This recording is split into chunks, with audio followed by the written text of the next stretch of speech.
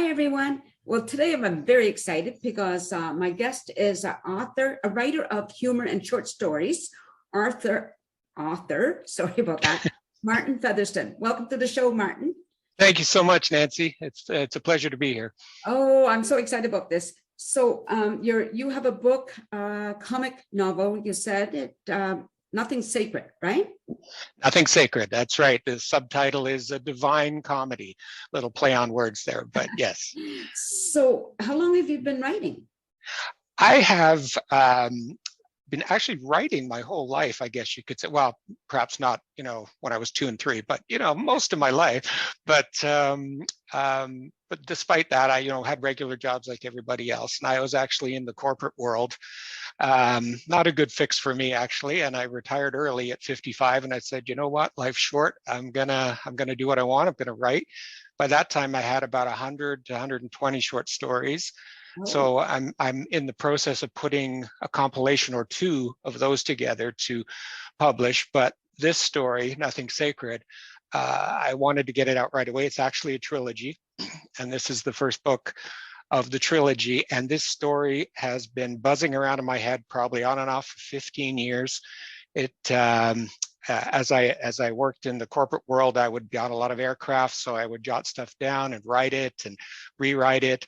And then about 3 years ago or so, I said, you know what? Okay, I'm going to retire early. I'm going to sit down. I'm going to get it done. I'm not going to leave it half finished, and it's now done. It's being launched on Saturday around the world, and I'm tickled pink. I couldn't be happier. So it was launched on Saturday, you said? It is being launched on Saturday, this Saturday. Oh, okay. I'm going to get this aired before Saturday, then I'll make. Oh, wonderful, wonderful. So can you give us a synopsis about the book? Okay, so quite a while ago when the concept came to mind, I thought, what would it be like? Let's briefly sidestep that a second. So we're all familiar with atheists and our friends, the atheists and such. And I have no comments either way on religion or atheism. That's not my point surrounding this book. And there's certainly not much funny about it. So I wouldn't write about it. But I always thought, well, what would happen if a staunch atheist actually had to meet God, or actually had the opportunity or a process where they could meet God? And then I took it a step further and I said, well, what if that atheist is a reporter? And the reporter was asked to interview God on behalf of the rest of the global press around the world. This individual, my leading man and hapless everyday man who's nothing ever gone right for him in the entire history of his life, suddenly gets pulled out of a hat and says, you're it. You're going to interview God for the rest of the world. Now, he is an atheist. And so he goes into this thing figuring he's getting a free vacation to Phoenix, Arizona, where this gentleman was found wandering in the desert. And he says, I might as well go. It's cold in Canada. He's a Canadian reporter. I'm going to go to Phoenix. I'm going to have a wonderful week, and I'll stop by the hospital once a day for a quick interview with a crazy man who thinks he's God. It doesn't quite work out that way. This gentleman seems to know him, seems to know a lot about him, and seems to have a lot to say. Now, of course, I don't want to give away a lot. No. But I would tell you this: it is a comedy. It is drenched in philosophy. It is drenched in physics and science and all sorts of things, because I needed both sides of that angle, both the religious as well as the dominant scientific view. It's drenched in it, but it's buried. No one's going to get overcome with any of these concepts. It's buried in what I hope is a very, very funny comedy. And it was written very much like a screenplay. In other words, it's very short chapters, and it moves about almost like a soap opera. And the last point about it is that the fundamental plot surrounding it is what happens to Earl. Earl is my lead character, Earl Grey, like the tea. And Earl, it suddenly realizes that with this amazing and exclusive access comes a whole bunch of problems, including numerous people, good and bad, who want a piece of God via Earl. And therein lies the comedy of errors and such, of people trying to get in to see this God character, trying to get through to Earl, trying to bribe him, trying to threaten him. All sorts of things happen to poor Earl as he's simply trying to do his job and interview this man. It sounds intriguing. It really does. Like, I'm already giggling about some of the things you've said. What made you decide to make it a trilogy? Okay, there's actually a slightly funny story behind that. As I said, I've written a lot of short stories. This was the first time I sat down and I said, I'm going to write the full novel. No one ever told me what to do. No one ever said, well, this is the rough length for a full novel. This is, what you should do. I found a brilliant editor, my editor now, who is located in London, England, and he shares my sense of humor, which is somewhat sardonic and very much British. I was born in England. Okay. And he too, like myself, is a massive Hitchhiker's Guide to the Galaxy fan, a massive Python fan and such. So he likes that somewhat cerebral, tongue-in-cheek type of humor. And he said, I want this book. I want to edit it.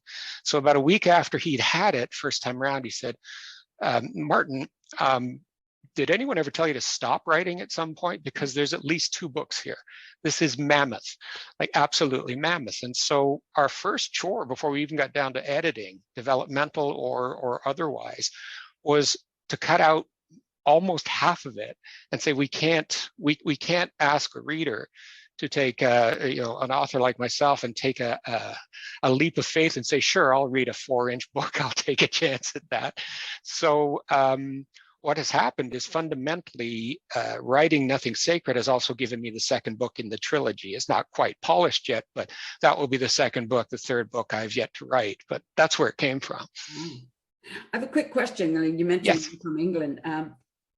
I like British comedy, and I'm just wondering why is that people from Britain get away with such, like, really some of the comedy is just, it wouldn't go over here, or it's not acceptable, Yeah, and absolutely. And I think I think those are 2 questions. There's whether it's acceptable, as you said, or whether it's popular. And those are kind of 2 things. Now, I didn't write this in a way where people would be saying, oh, this is British in nature. Or this was written from a North American culture and language perspective, even though the humor style is very much sardonic and very much tongue-in-cheek. It's very accessible from a North American perspective. The other question you had there is actually more interesting, which is how the heck do they get away with some of that stuff? And I got away with a fair bit in this one too. I don't think the censors will be too angry with me, but what is interesting about British humor, one of the numerous things I find interesting, is their ability to laugh at themselves. Yes. And it's that self-deprecation that they have that allows them to a certain degree to get away with pointing fingers at other people. You would never probably read any type of British humor that simply picks on somebody or their occupation or their race or creed or religion or anything else without some strong element of self-deprecation in there.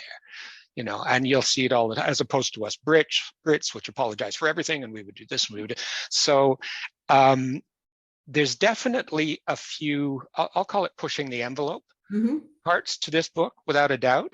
I still believe firmly it won't offend. I believe a religious individual could pick it up and actually get something out of it, not just from a humor perspective, but from a religious perspective. Because, I jokingly said on the cover of the book, and I've jokingly said in a few other interviews, that the intent of the book is very simple. I simply mean to bridge the gap between religion and science. That's all. Yeah, shouldn't be no problem whatsoever. We haven't accomplished it yet, but As a person who's done stand-up and improv, I think comedians should push the boundaries. That's just my opinion, but at the same time, you have to be aware of your audience, unfortunately, when you're doing it live. It's different in a book. Agreed. Because you have a much greater audience to access, I guess, your work, right? Yeah, I think there's a license on stage because you have human beings sitting in front of you, or the majority are human beings, I would assume, and and you can engage even individually if you need to. Yeah. If you need to back out of a joke, if you need to calm it down or something, you don't have that opportunity in writing. The words are there. You can't take them back. The book is sold and you're going to say what you say. But I think what you'd find in this, in reading through it, is that no one is fundamentally saying this is the right answer or the wrong answer, or someone discovered the real answer or the way to go. No, if anything, I think what it leaves you with at the end is some very interesting head scratchers to go, you know what? I see no reason why both sides of the debate wouldn't find that perfectly acceptable. That understanding, that cross the aisle handshake, so to speak. Right. Yeah, that's cool. Tell me about some of your short stories. Short stories, they range. They range from, now these stories are not, these are what I call very short stories. That's perhaps a better term. It's not 100 pages or something. I'd say the majority run in the 30 to 50 page range. So they're quite short. They are developed strictly to make a point. So they run the gamut of being political. They all have a vein of humor through them. I can't help it. I just have to put it in there somewhere. They are observational, very much about our society, about what we hold important, about what we think is, so vital to our comfort, our culture, and our success. And I think there's an element of me getting older too, that, I think anybody my age and beyond looks at certain things. Like I look at my father now and he's giving everything away. He's in that mode. Would you like this? Would you, I've had this for years. Would you like it? I think as time goes by, people realize, well, that's just not important. And this isn't important anymore. So a lot of my short stories are a little premature for that age group, but they are sort of saying, why is this so important? Why would we send 18-year-old men to war to kill for this? Why would we do that? But they're also numerous. In fact, the majority of them are humorous too. I have one short story, which is one of my favorites. Before that, I'll tell you, I have one called Mushroom Soup. And Mushroom Soup is very simply a few pages of an individual wondering how a spider's leg got in his mushroom soup, and going through the entire process of the farming and stuff in his mind and the machinery and things like that. And was the spider drunk and did it wander into something, and so on and so forth. So there's little tidbits like that. One of my favorite stories is one called Paradise Found, in which an individual dies and awakens in hell, where Satan greets him first thing in the morning to go fishing.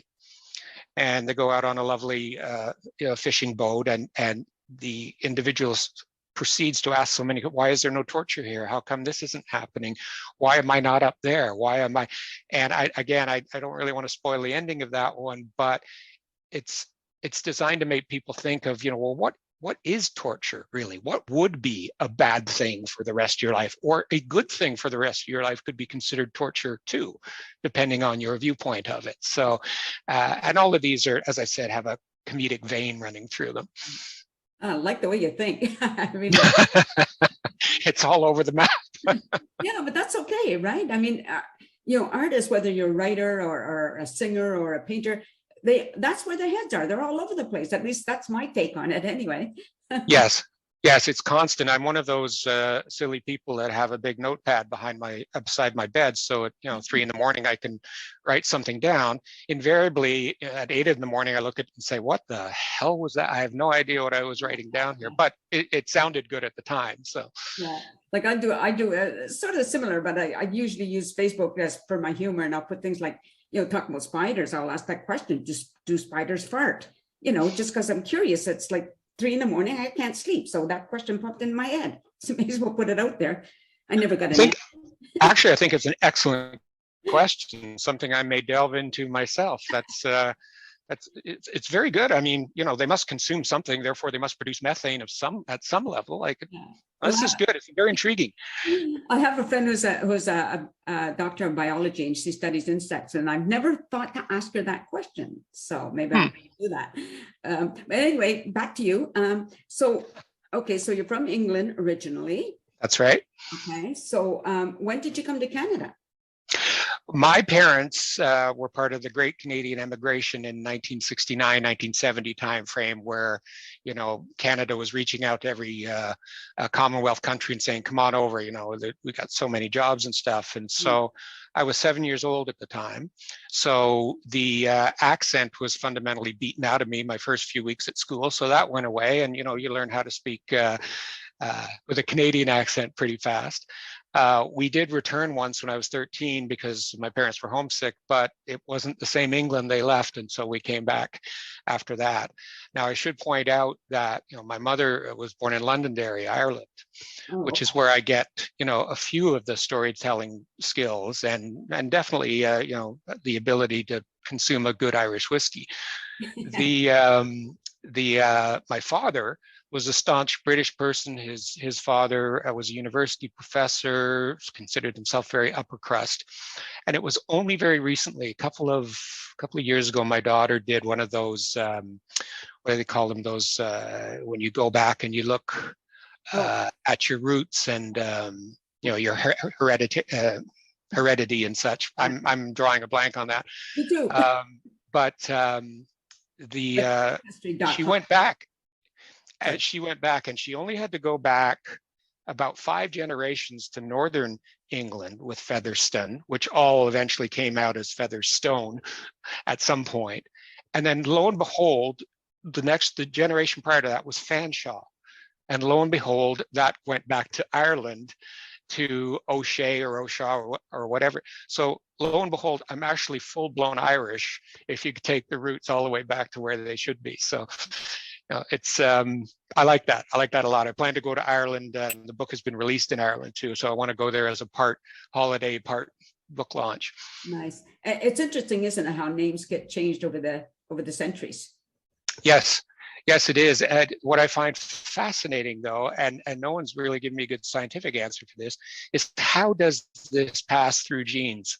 How does this sense of humor or an ability to tell stories, or what I can almost understand the physical traits easier than I can understand the personality traits. How that can actually be passed down through it fascinates me. But, you know, I look at my father and his sense of humor still at 86, and he can't take anything, you know, with a straight face. So it's got to be passed down somehow.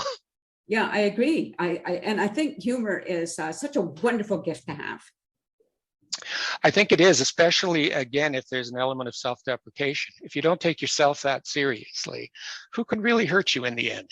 How bad a life could you really have, you know, if you don't even take yourself that seriously? For sure. Now, that's a great spot to end the interview. Wonderful.